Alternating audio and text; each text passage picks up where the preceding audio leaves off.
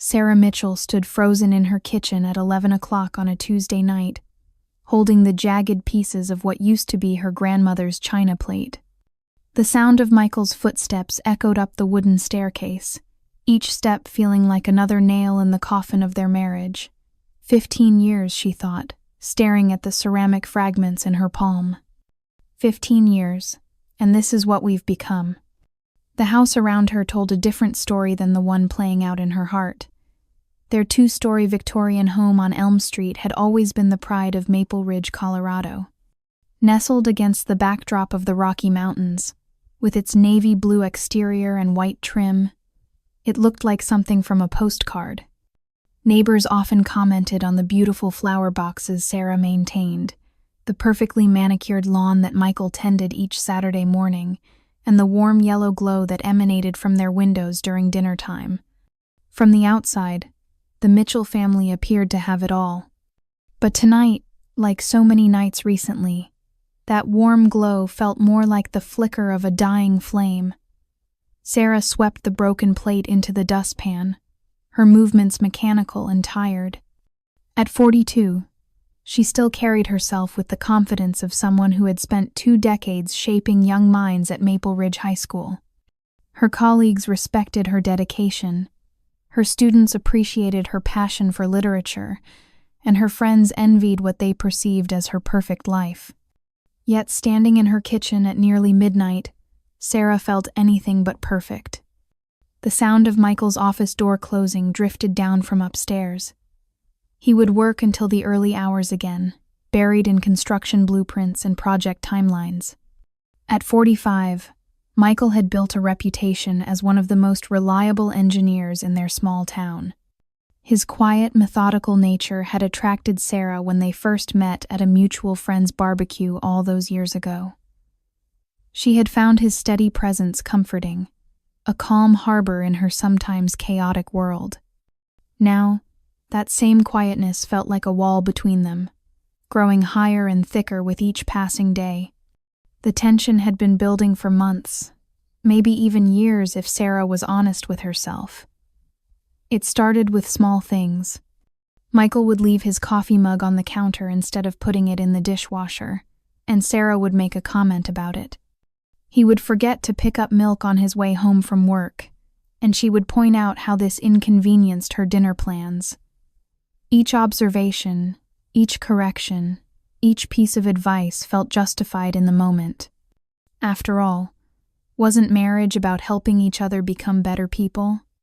But somewhere along the way, their conversations had devolved into a series of Sarah's suggestions and Michael's silent nods. She found herself speaking to him the same way she spoke to her teenage students, offering guidance and corrections with the expectation of improvement. The more she tried to help, the more distant he became. The more distant he became, the more frustrated she grew, and the cycle continued. Earlier that evening, the simmering tension had finally boiled over. Michael had forgotten the milk again, despite Sarah's text reminder that afternoon. When he walked through the door empty-handed, Sarah felt something snap inside her chest. "Seriously, Michael? I specifically asked you to stop at the store. How hard is it to remember one simple thing?" Michael had paused in the doorway, his shoulders sagging slightly. "I'm sorry. I got caught up at the Henderson site. There was a problem with the foundation that needed immediate attention. There's always something, isn't there? Some excuse for why you can't do what I ask. I don't understand why this is so difficult for you." The words hung in the air between them like smoke from a fire neither of them knew how to extinguish. Michael had simply nodded, grabbed his jacket, and headed back out to the store without another word. When he returned 20 minutes later with the milk, he handed it to Sarah and disappeared upstairs to his office. It was during this exchange that Emma, their 16-year-old daughter, had appeared in the kitchen doorway. Sarah's heart broke as she watched tears well up in Emma's brown eyes, so much like her father's. "Why can't you two just be nice to each other anymore?" Emma's voice cracked with the vulnerability of someone still young enough to believe her parents could fix anything, yet old enough to recognize when things were seriously wrong. Sarah had no answer. She opened her mouth to explain, to justify, to make some excuse about adult relationships being complicated, but the words wouldn't come. Instead, she watched Emma turn and walk away, her shoulders shaking with silent sobs. That was when Sarah had dropped the plate. Not thrown it, not hurled it in anger, just let it slip from her trembling hands as the weight of her daughter's question settled over her. The crash had been so loud in the quiet kitchen, but not loud enough to bring Michael back downstairs. Not loud enough to undo the damage of another evening spent in separate orbits around their shared but increasingly hollow home. Now, 3 hours later, Sarah found herself standing at the foot of the staircase, listening to the soft sounds of Michael settling into the narrow bed in his office. This was the third night this week he had chosen to sleep there instead of in their bedroom. She understood why. Their king-size bed, which once felt cozy and intimate, now seemed like an ocean of space between two people who had forgotten how to reach for each other. Sarah walked into the living room and sank into the leather armchair that had been her father's. On the coffee table sat their wedding album, gathering dust beneath a stack of Emma's college brochures. She pulled the heavy book onto her lap and opened it to a random page. There they were, 26-year-old Sarah and 29-year-old Michael, dancing at their reception with expressions of pure joy. Michael was looking at her like she was the most incredible thing he had ever seen, and Sarah was laughing at something he had whispered in her ear. When did I become this person? The question echoed in her mind as she studied the photographs. When did I become this angry, critical woman who can't say anything nice? She barely recognized the radiant bride in the pictures, the woman who used to find Michael's quiet strength irresistible, that Sarah had been softer somehow, more open, more trusting. She had believed in the power of love to conquer all obstacles, in the possibility of growing old together while still holding hands. The Sarah sitting in the armchair at nearly midnight felt like a stranger to that hopeful young woman. Years of small disappointments, unmet expectations, and miscommunications had hardened her heart in ways she was only now beginning to understand. She had become a critic instead of a cheerleader, a manager instead of a partner, a teacher instead of a lover. From a relationship expert's perspective, Sarah and Michael had fallen into what psychologists call the criticism withdrawal pattern, one of the most destructive cycles that can plague a marriage. When one partner consistently offers criticism, correction, or unsolicited advice, the other partner naturally begins to withdraw as a form of emotional self-protection. This withdrawal then triggers more criticism from the first partner, who interprets the distance as lack of caring or effort. The cycle feeds on itself, creating an ever-widening gap between two people who once couldn't bear to be apart. What Sarah didn't yet understand was that her well-intentioned attempts to improve their relationship were actually sabotaging it. Every suggestion, every correction, every helpful observation was sending Michael the message that he wasn't good enough as he was. Over time, this had eroded his confidence in their relationship and his desire to engage with her emotionally.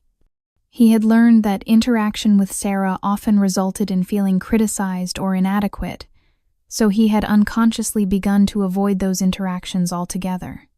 Sarah closed the wedding album and looked around the room that had once been filled with laughter and conversation. The silence felt heavy, oppressive even. She could hear the old house settling around her, the refrigerator humming in the kitchen, the distant sound of a car driving down Elm Street. But missing were the sounds of connection, the murmur of late-night conversations, the shared laughter over a funny movie, the comfortable sighs of two people who enjoyed simply being in each other's presence. Something has to change, Sarah thought, unconsciously twisting her wedding ring around her finger. The simple gold band felt loose now, the way it always did when she was stressed or had lost weight. She remembered how tight it had felt on their wedding day, how Michael had struggled slightly to slide it over her knuckle while they both fought back tears of joy. Now it spun easily, a physical reminder of how much space had opened up in what was once a perfect fit. And maybe, Sarah realized with a mixture of fear and determination, it has to start with me. She opened her laptop and typed into the search bar, "How to Save a Marriage." The screen filled with articles, videos, and testimonials from couples who had found their way back to each other. As she began to read, Sarah felt the first flicker of hope she had experienced in months. Maybe their story didn't have to end with broken plates and separate bedrooms. Maybe there was still time to find their way back to the love that had brought them together on that perfect Colorado day 15 years ago. That night, as Sarah lay in bed listening to Michael moving around his office down the hall, she reflected on the past 3. What if I stopped talking for just one day? The thought struck Sarah like lightning as she scrolled through article after article at 2 a.m, her laptop screen casting an eerie glow across the darkened living room. She had been reading for hours about relationships, about patterns that destroy marriages, about the power of silence. One particular blog post caught her attention. The 7-day marriage reset, how silence can save your relationship. Sarah's coffee had gone cold hours ago, but she couldn't stop reading. Each testimonial felt like someone had been secretly filming her life. Women describing exactly what she experienced. The constant urge to improve their husbands, the growing distance, the feeling of being more like roommates than lovers. But what shocked her most were the results. Marriages saved in days, not years. All because their wives simply stopped talking so much. Could it really be that simple? Sarah touched her wedding ring, no longer spinning it anxiously but holding it steady. Maybe Emma's heartbroken question was exactly the wake-up call she needed. Maybe the answer wasn't getting Michael to change, but changing herself first. Monday morning arrived gray and drizzly in Maple Ridge. Sarah stood in her classroom arranging copies of Romeo and Juliet while contemplating her own star-crossed marriage. The irony wasn't lost on her that she taught literature's greatest love stories while her own was falling apart. Today felt different, though. Today she had a plan. She had decided to conduct an experiment. For exactly 1 week, she would not criticize, correct, instruct, or manage Michael in any way. No helpful suggestions about his coffee cup placement. No reminders about household tasks. No commentary on his driving, clothes, habits, or choices. She would treat him with the same basic respect she showed her students, colleagues, even strangers. The challenge felt enormous. 15 years of marriage had created deeply ingrained patterns, automatic responses that happened before she could think. But Sarah was determined. Grace Chen knocked on her classroom door just as Sarah finished arranging the desks. Grace taught mathematics down the hall and had become Sarah's closest friend at school over the past 5 years. "You look different today," Grace observed, settling into the chair across from Sarah's desk. "More determined. What's going on?" Sarah hesitated. "I'm trying something new at home. An experiment, I guess." "With Michael?" Grace raised an eyebrow. She had listened to Sarah vent about her marriage frustrations over countless lunch breaks. "I'm going to stop talking so much," Sarah said finally. "Stop trying to fix everything he does. Just see what happens if I treat him like an adult instead of a project." Grace smiled knowingly. "My grandmother used to say that sometimes the most powerful thing a woman can do is absolutely nothing. Maybe you're onto something." The conversation stayed with Sarah throughout the day. When the final bell rang, she felt nervous excitement about implementing her plan. This was it. The experiment began now. Sarah arrived home to find Michael's work truck already in the driveway. She found him in the kitchen, attempting to make coffee in the machine she had bought specifically because it was supposed to be foolproof. Coffee grounds were scattered across the counter. A puddle of water had formed near the machine. Michael was frowning at the instruction manual, his work clothes dusty from the construction site. Every instinct in Sarah's body screamed to step in, to show him the correct way, to point out that he was making a mess. Instead, she bit her lip and said nothing. She watched as Michael figured it out himself, cleaned up most of the mess, and successfully brewed a pot of coffee. When he looked up and saw her standing there, she expected him to be defensive. "Coffee's ready if you want some," he said simply, pouring himself a mug. "Thank you," Sarah replied, accepting the cup he offered. The coffee was actually quite good. Day 2 brought an even bigger test. Sarah came home from school to find Michael's work clothes draped over the bedroom chair, his boots kicked off in the middle of the floor, and his keys and wallet scattered across the dresser. Normally, this scene would trigger a speech about respect for their shared spaces, about how she wasn't his maid. Sarah stood in the doorway, her criticism locked and loaded, ready to fire. Then she remembered Emma's tear-filled face asking why they couldn't be nice to each other anymore. She quietly hung up Michael's clothes, placed his boots by the closet door, and organized his keys and wallet on the dresser tray. No comments, no sighs, no martyr complex. When Michael found her in the kitchen 30 minutes later, showered and wearing clean clothes, he paused. "Did you hang up my stuff?" Sarah nodded, continuing to chop vegetables for dinner. "Thank you," he said, and there was something different in his voice, something softer. Day 3 nearly broke her resolve. Michael had volunteered to cook dinner, a rare occurrence that usually ended with Sarah taking over because she couldn't stand watching him do it wrong. Tonight, she forced herself to stay in the living room, grating papers while the sounds of clattering pans and running water drifted from the kitchen. When he called her to dinner, Sarah was prepared for the worst. The kitchen looked like a tornado had hit it. Every pot seemed to have been used, the counters were splattered with sauce, and the sink was full of dishes. But the plate he set before her held perfectly cooked chicken, roasted vegetables, and fluffy rice. The old Sarah would have said something like, "This is delicious, but next time you might want to clean as you go," or, "Thank you for cooking." But the kitchen is a disaster. The words were right there, begging to be spoken. Instead, she looked at Michael's expectant face and remembered Emma's question one more time.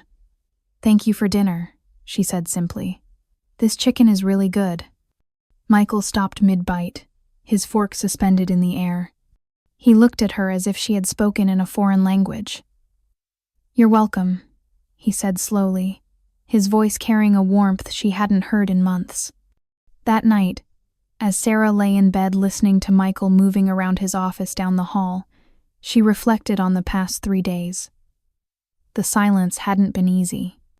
Multiple times she had caught herself mid-sentence, swallowing words that would have criticized or corrected, but something was shifting. Michael seemed less defensive, less likely to disappear into his office immediately after coming home. He was making eye contact again, offering her coffee without being asked, even humming while he worked in the garage. For the first time in months, Sarah began to see Michael through clear eyes instead of the lens of frustration. She saw a man who worked 10-hour days in all weather conditions, who came home tired but still tried to contribute to their household. She saw someone who had slowly learned to avoid interaction with her, because those interactions had become consistently unpleasant. She saw her husband, not her opponent. From a relationship expert's perspective, Sarah was experiencing what psychologists call a pattern interrupt. For years, she and Michael had been locked in a destructive cycle. Sarah criticized. Michael withdrew. Sarah felt ignored and criticized more. Michael withdrew further. By removing her criticism from the equation, Sarah had broken the cycle. Michael no longer needed to be defensive because there was nothing to defend against. This created space for something that had been missing from their relationship: appreciation. When people feel criticized, they shut down emotionally. When they feel accepted and respected, they naturally want to please and connect. Michael was beginning to show his true self again, the man Sarah had fallen in love with, because he no longer felt under constant attack. The silence also allowed Sarah to see her own behavior clearly for the first time. She realized that her corrections, though well-intentioned, had been sending Michael the message that nothing he did was good enough. No wonder he had stopped trying to connect with her. Who wants to spend time with someone who makes them feel inadequate? By Friday evening, the changes were undeniable. Michael lingered in the kitchen after dinner instead of disappearing immediately. He asked about her day at school, actually listening to her responses instead of giving distracted nods. He even laughed at a story she told about one of her students' creative excuses for not completing homework. As they sat together on the couch watching the evening news, Michael turned to her with a puzzled expression. "Are you feeling okay? You seem different this week." Sarah smiled, touching her wedding ring with gentle intention rather than nervous habit. "I'm trying something new," she said simply. "Well, whatever it is, keep doing it," Michael replied, reaching over to squeeze her hand. "I like this version of you." For the first time in months, Sarah felt genuine hope flooding through her chest. The experiment was working. Her marriage might actually be salvageable. And the best part was that the power had been in her hands all along. "You look beautiful today," Michael said as Sarah stood at the stove making pancakes on Sunday morning. The words hung in the air between them like something precious and fragile. Sarah's spatula froze mid-flip, her heart skipping a beat. It was the first compliment he had given her in 6 months, maybe longer. The old Sarah would have deflected immediately, pointing out her messy hair or the flour smudged on her apron. Instead, she took a breath and turned to face him with a genuine smile. "Thank you," she said simply, feeling the warmth of his words settle into her chest like morning sunlight. The past 2 weeks had brought subtle but unmistakable changes to their household. Sarah's experiment in silence had evolved into something more intentional, more graceful. She was learning the art of receiving, discovering that it required just as much practice as giving. When Michael had noticed her struggling with a stubborn jar lid and quietly taken it from her hands to open it, her instinct had been to say, "I could have done it myself." Instead, she had smiled and said, "Thank you." When he had surprised her with fresh tulips, she focused on the thoughtfulness behind the gesture. "They're lovely," she had told him, and meant it. Today felt different from the very beginning. Michael had woken up humming while he showered, something she hadn't heard in years. He had made coffee for both of them without being asked. And now he was actually initiating conversation instead of hiding behind his newspaper. "I fixed that dripping faucet yesterday while you were at Grace's," Michael mentioned casually, buttering his pancakes. Sarah looked up, surprised. That faucet had been driving her crazy for weeks, but she had stopped mentioning it after the 3rd time Michael had said he would get to it eventually. She had been planning to call a plumber herself, but now she realized he had simply taken care of it without any fanfare. "I noticed," Sarah said, fighting the urge to add commentary about how long it had taken. "The kitchen feels so much more peaceful without that constant dripping. Thank you for fixing it." Michael's face brightened in a way that reminded her of Emma when she received an unexpected compliment on her artwork. "It wasn't a big deal," he said. But Sarah could tell her appreciation had pleased him more than he was letting on. Saturday morning brought a surprise that tested Sarah's new approach. Emma announced over breakfast that she had invited her friend Jessica over for a study session, and could they please have lunch ready by noon. "I can make sandwiches," Michael offered. Sarah's first instinct was to jump in with a detailed menu plan. Instead, she caught herself and simply nodded. "That sounds perfect," she said, watching Michael's face light up with satisfaction. The morning unfolded with surprising ease. Michael hummed while preparing lunch, asking Emma about her friend's preferences without any prompting from Sarah. When he accidentally dropped a jar of pickles, Sarah found herself moving to help clean up rather than criticizing. "Thanks for not saying I told you so," Michael said quietly as they worked together. Sarah paused, realizing she had been about to remind him to be more careful. "We're a team," she said instead. When Jessica arrived, Sarah watched Michael serve the girls' lunch with genuine pride. He had cut the sandwiches diagonally, arranged chips in small bowls, and even remembered napkins. The girls thanked him enthusiastically, and Sarah saw him stand a little taller. Later that afternoon, Michael approached her while she was folding laundry. "I was thinking," he said hesitantly, "maybe we could take a walk together this evening?" Sarah felt her heart skip. It had been over a year since Michael had initiated any one-on-one time together. "I'd love that," she said. That evening, they strolled through their neighborhood as the sun began to set. They walked past the Henderson house where Michael's construction project was nearly complete, past the playground where Emma had learned to ride her bike, past Mrs. Peterson's garden. "You two look like newlyweds," Mrs. Peterson called out with a knowing smile.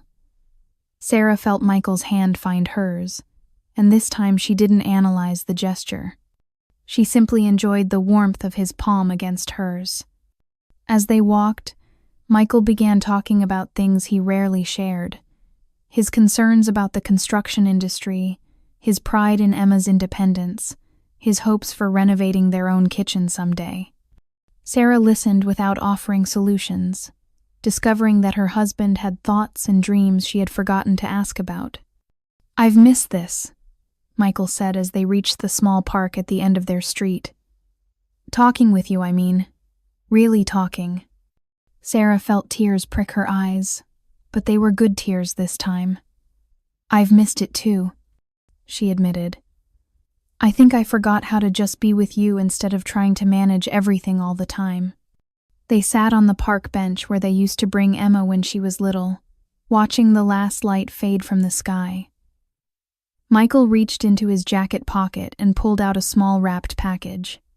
"I saw this at the farmer's market and thought of you," he said, his voice slightly nervous. "It's not much, but—" Sarah unwrapped the tissue paper to find a small jar of local honey with a hand-lettered label. "From the Petersons' bees," Michael explained.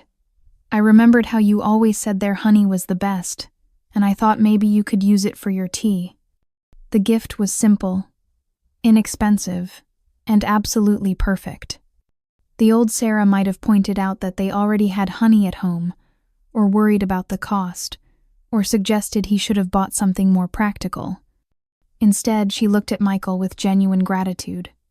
As Sarah reflected on the day, she felt like a different woman. The angry, critical person who had been living in her skin for months was gone, replaced by someone lighter, more graceful. She realized that in learning to receive Michael's efforts gracefully, she had given him permission to be generous again. In stopping her attempts to fix and improve him, she had allowed him to show her the man she had fallen in love with. From a relationship expert's perspective, Sarah had discovered the receptivity principle. When women learn to receive compliments, help, and gifts gracefully, men feel appreciated and valued, which naturally motivates them to give more. It creates a positive cycle where generosity begets gratitude. Michael wasn't changing because Sarah was demanding it. He was changing because he felt respected. Sarah's criticism hadn't been teaching him anything new. It had been preventing him from expressing the best parts of himself. By stepping back and allowing him to contribute without commentary, she had created space for his natural generosity to emerge. Later that evening, as they prepared for bed, Michael turned to her with a shy smile. "Would you like me to make some tea?" he asked. "I picked up that herbal blend you mentioned liking." Sarah felt her heart flutter. In 15 years of marriage, Michael had never offered to make her tea. He had never even noticed what kind she preferred.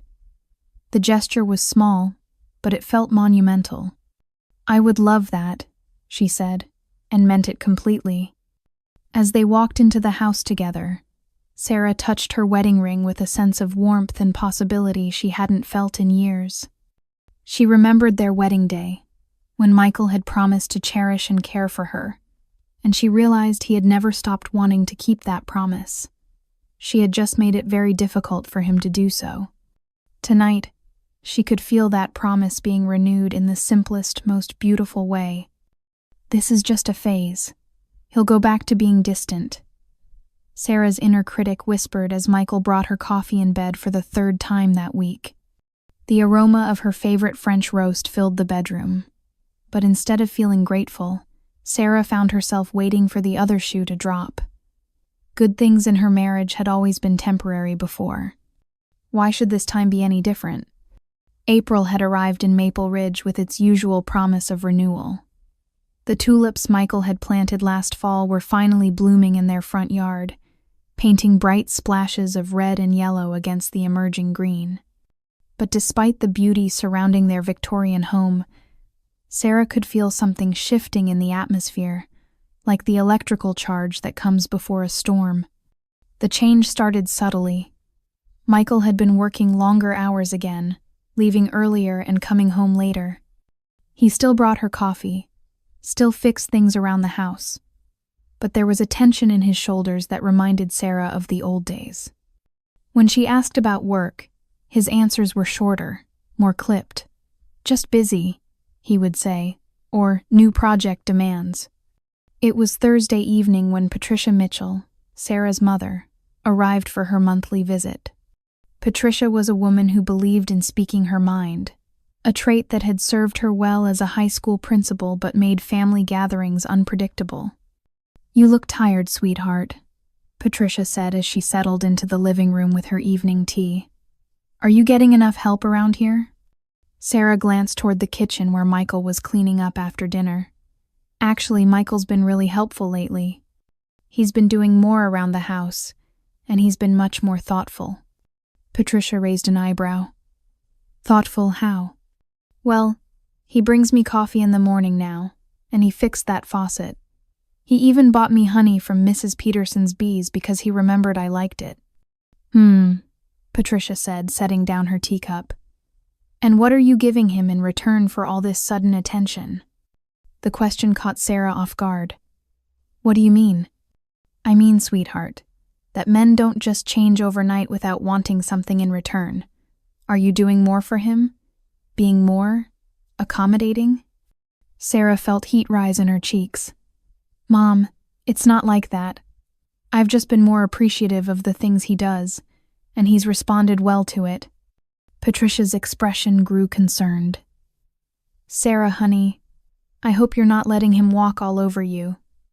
You've always been independent, strong-willed. Don't lose yourself trying to please a man." The conversation planted a seed of doubt that began growing immediately. Was she being too accommodating?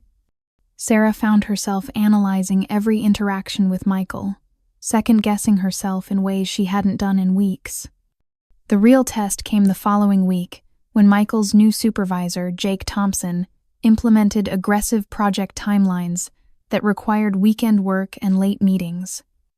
Michael explained the situation apologetically.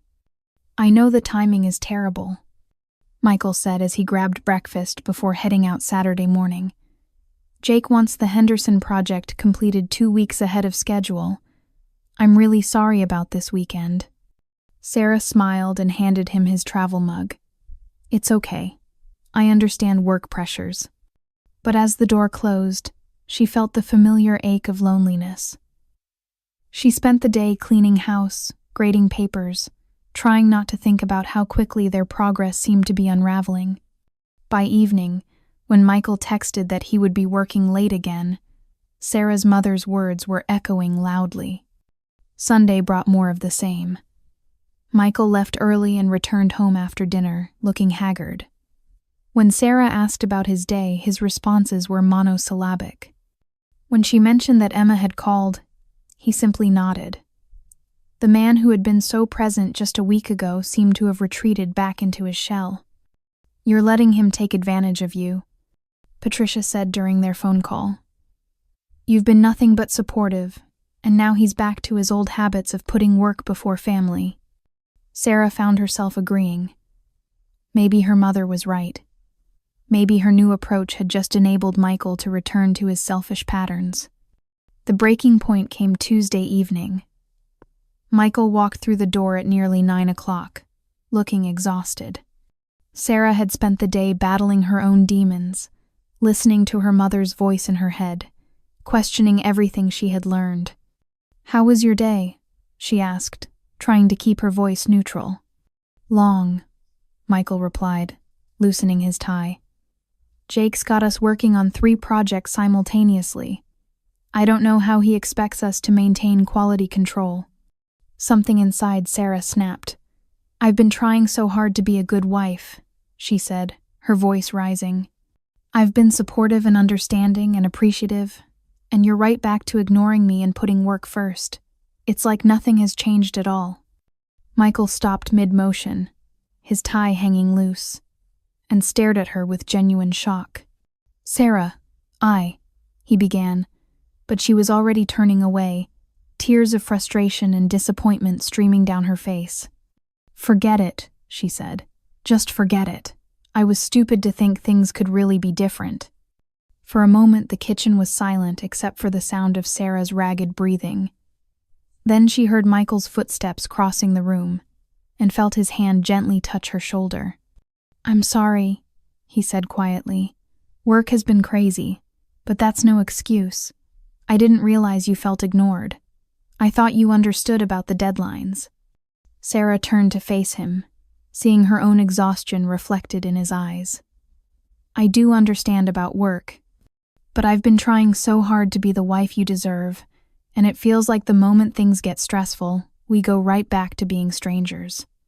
Michael sat down heavily at the kitchen table, rubbing his temples. "You're right. I've been so focused on surviving Jake's impossible demands that I stopped paying attention to us. That's not fair to you." As Sarah looked at her husband's tired face, she realized something important. She had fallen back into her old pattern the moment things got difficult. Instead of communicating her feelings with vulnerability, she had defaulted to criticism and blame. The fear that their progress wasn't real had become a self-fulfilling prophecy. From a relationship expert's perspective, what Sarah was experiencing is a natural part of any change process. Resistance is inevitable when we try to break long-established patterns, especially when external pressures mount. Setbacks aren't failures. They're opportunities to practice new skills under stress. Sarah's mother's well-intentioned advice represented the old paradigm of relationships as power struggles. But real intimacy requires the courage to be vulnerable, even when that vulnerability feels risky. The challenge Sarah faced was learning to communicate her needs without reverting to criticism. Instead of saying, "You're ignoring me," she could have said, "I miss spending time with you." The difference is crucial. One approach blames, while the other shares feelings and invites connection. Sarah took a deep breath and sat down across from Michael. "I'm scared that we'll go back to the way things were," she said, her voice smaller and more honest than before. "These past few weeks have been so good between us, and when work got crazy, I panicked." Michael reached across the table and took her hand. "I don't want that either," he said. "Can we figure this out together? Maybe I can't control Jake's deadlines, but I can control how I handle the stress and how I treat you when I get home." Sarah looked down at their joined hands, then at her wedding ring catching the light from the overhead fixture. This time when she touched it, it wasn't from anxiety but from a renewed sense of commitment. Change wasn't a destination they had reached. It was a daily choice they had to keep making, especially when things got difficult. "I'd like that," she said, "and I need to learn how to tell you when I'm feeling disconnected without turning it into an attack. I think I got scared and went back to my old ways." Michael squeezed her hand. "We're both learning, and Jake's project will be done in 2 weeks. Maybe after that we can plan something special. Just us." For the first time in days, Sarah felt hope returning. The storm had passed, and they were still standing. Maybe that was what real strength in marriage looked like. Not the absence of conflict, but the willingness to weather difficulties together. "Mom, Dad, you guys are acting like teenagers."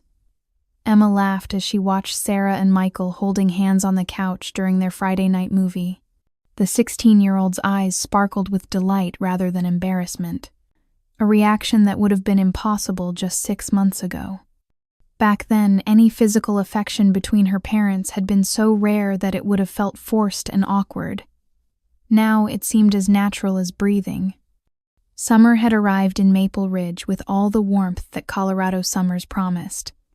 The backyard of the Mitchell home had been transformed into a celebration space, with string lights hung between the oak trees, picnic tables covered in checkered tablecloths, and the smoky aroma of Michael's famous barbecue ribs filling the evening air.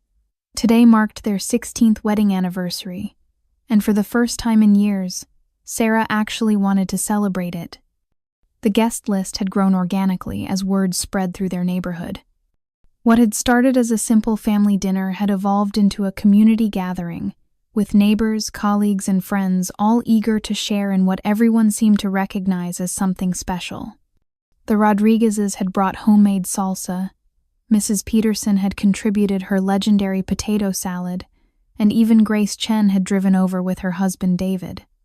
As the evening progressed, Sarah found herself in an unexpected position. People kept pulling her aside, asking questions that made her both uncomfortable and proud.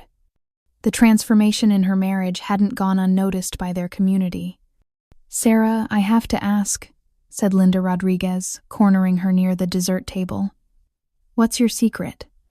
6 months ago, you and Michael barely seemed to tolerate each other, and now you two are like newlyweds again. David and I have been married for 12 years and we're going through a rough patch. I'd love to know what worked for you." Sarah felt her cheeks flush. How could she explain that the answer wasn't about what Michael had done differently, but about what she had stopped doing? "It's complicated," Sarah began, then stopped herself. That was the old Sarah talking. "Actually, it's simpler than I thought it would be. I learned to appreciate what I already had instead of focusing on what was missing." Grace Chen stepped closer. "Can you be more specific?" "David and I are seeing a counselor. But honestly, we're not making much progress. I feel like I'm constantly disappointed in him, and he's getting more and more withdrawn." Sarah recognized the pattern immediately. "I used to do that too," she said gently. "I think I forgot how to see the good things David was doing because I was so focused on the things that annoyed me. When I started paying attention to Michael's efforts instead of his shortcomings, everything changed." Dr. Jennifer Walsh, the family therapist who had been recommended to Sarah months ago, happened to be at the party as Mrs. Peterson's guest. She approached their group with professional curiosity. "I couldn't help but overhear," Dr. Walsh said with a warm smile. "What you're describing, Sarah, sounds like you discovered the power of positive reinforcement in relationships. When we focus on and acknowledge the behaviors we want to see more of, we naturally get more of them." Sarah nodded enthusiastically. "Exactly. I spent so much energy trying to fix Michael that I never noticed he was already trying to please me. Once I started saying thank you instead of giving suggestions, he began doing even more thoughtful things." Grace looked skeptical. "But what if your husband really isn't pulling his weight?" Dr. Walsh smiled knowingly. "That's the paradox that trips up most couples. The more we try to change our partners directly, the more they resist. But when we change our own responses and start appreciating their efforts, they often change naturally because they feel valued rather than criticized." As the conversation continued, Sarah marveled at how different this felt from the conversations she used to have about her marriage. Instead of complaining or seeking sympathy, she was actually helping other people. The party began winding down as the sun set behind the Rocky Mountains. Michael had been working the grill all evening, making sure everyone had what they wanted, refilling drinks, and telling stories that had people laughing. Sarah watched him from across the yard, feeling a wave of gratitude that still sometimes caught her by surprise. As the last guests were saying their goodbyes, Michael approached Sarah. They were finally alone in their backyard, surrounded by the pleasant chaos of empty plates and leftover decorations. "Thank you for not giving up on us," he said quietly, taking her hands in his. "I know I wasn't easy to live with for a while there. Actually, for a long while. I don't think I ever properly thanked you for doing the hard work of changing when I was too stubborn to see what needed to be different." Sarah felt tears prick her eyes, but they were the good kind this time. "I had to learn that changing myself was the only way to change everything," she replied. "And honestly, it wasn't about you needing to be different. It was about me learning to see who you already were." Emma appeared from inside the house where she had been loading the dishwasher, a task she had taken on without being asked. She looked at her parents standing together in the soft glow of the string lights and broke into the kind of smile that made all the difficult months worthwhile. "This is the family I always wanted us to be," she said, wrapping her arms around both of them in a three-way hug that felt like coming home after a long journey. The three of them settled onto the old wooden swing that Michael had built years ago. As they gently rocked back and forth, Sarah reflected on the journey that had brought them to this moment. 6 months ago, she had been an angry, controlling wife who couldn't understand why her husband was pulling away from her. The transformation hadn't happened overnight, and it hadn't been easy. Learning to receive compliments gracefully, to bite her tongue when she wanted to offer helpful suggestions, to trust that Michael was capable of making good decisions without her input, had felt like learning a foreign language. But gradually, as she changed her responses, Michael had begun to blossom into the husband she had always hoped he could be. From a relationship expert's perspective, Sarah had unknowingly implemented the Trinity of Connection. First, she had learned respect by stopping her pattern of criticism. Second, she had developed receptivity by gracefully receiving Michael's efforts. Third, she had rediscovered her own radiance by embracing her authentic feminine energy instead of operating from masculine control. This trinity had created a positive feedback loop. When Sarah showed respect for Michael's efforts, he felt appreciated and wanted to do more. When she received his gestures gracefully, he felt successful and was motivated to find new ways to please her. When she operated from her natural feminine energy, it brought out his natural masculine desire to provide and protect. The key insight was that none of this required Michael to change first. Sarah's transformation had been entirely within her own control, yet it had transformed their entire relationship. As the stars began to appear in the clear Colorado sky, Sarah thought about capturing this moment and the lessons of the past 6 months. When they finally went inside, she pulled out the journal she had started keeping and wrote, "Today marks 6 months since I decided to stop trying to fix my husband and start fixing myself. It wasn't easy, but it was worth every moment of discomfort. We're not perfect, but we're happy, and that's enough." She looked down at her wedding ring, and for the first time in years, it didn't feel like a burden or a reminder of disappointment. Instead, it felt like what it had always been meant to be, a symbol of promise, of commitment, of choosing to love someone every day regardless of circumstances. She smiled, knowing that their love story was far from over. In fact, it felt like they were just beginning to write the best chapter yet